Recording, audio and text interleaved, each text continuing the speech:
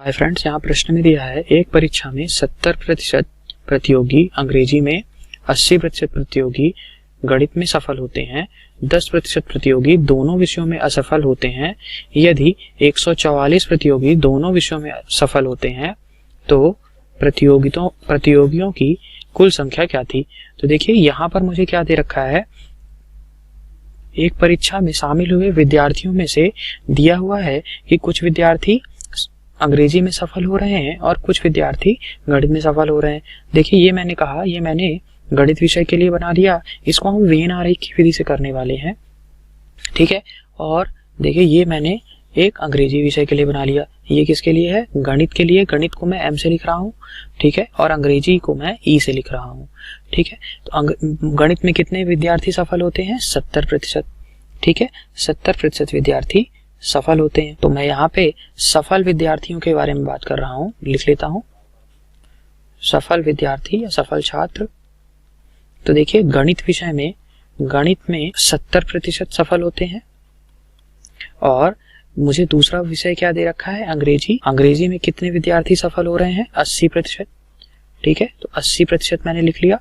अब मुझे ये बताइए, अगर मैं कहूँ कि यहाँ पे और क्या दे रखा है प्रश्न में, 10% प्रतियोगी जो हैं दोनों विषयों में असफल होते हैं, ये असफल के लिए है।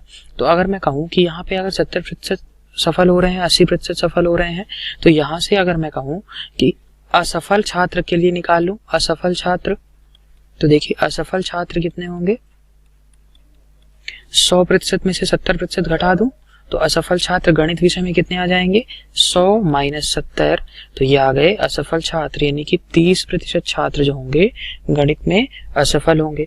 इसी प्रकार मैं अंग्रेजी में अगर कहता तो अंग्रेजी में असफल छात्र कितने आ जाते, 100 माइनस 80, यानी कि 20% छात्र अंग्रेजी विषय में असफल हुए। तो ये जो वेन आरेख में बना रहा हूँ, ये किसके लिए बना रहा हूँ, असफल छात्र के लिए, असफल छात्र, ठीक है। ये क्यों असफल छात्र के लिए क्यों बना रहे हैं, क्योंकि मुझे दोनों विषयों में असफल छात्रों का प्रतिशत दे रखा था, ठीक है। या तो हम इसको बदलते, ठीक है, तो हमने यहाँ पे इसको बदल लिया। तो यहाँ पर गणित में बताइए कितने छात्र असफल हैं, 30%, ठीक है। अंग्रेजी में कितने प्रतिशत छात्र असफल हैं, 20%, तो मैंने लिख लिया 20%, ठीक है। अब मुझे यहाँ पे दिया हुआ है कि 10% दोनों में ही असफल है, यानी कि ये जो बीच का एरिया होता है ये क्या बताता है, दोनों में कॉमन या उभय का, तो यहाँ पे 10% आएगा, ठीक है। अब मुझे ये बताइए यहाँ से कि अगर मैं कहूँ कि मैथ गणित, यानी कि गणित में कितने प्रतिशत छात्र असफल हो रहे हैं जो कि केवल गणित में असफल हैं, तो यहाँ से 30 माइनस 10 यानी कि 20% छात्र ऐसे हैं जो गणित विषय में असफल हो रहे हैं। और अगर मैं आपसे कहता कि कितने प्रतिशत ऐसे छात्र हैं जो केवल अंग्रेजी विषय में असफल हो रहे हैं, तो 20 माइनस 10 करता तो ये कितना आ जाता, 10%, ठीक है।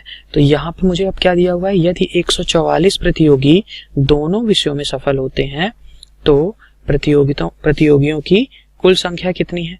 तो देखिए यहाँ से अगर मैं इनको जोड़ दूं तो ये असफल छात्रों की संख्या आ जाएगी।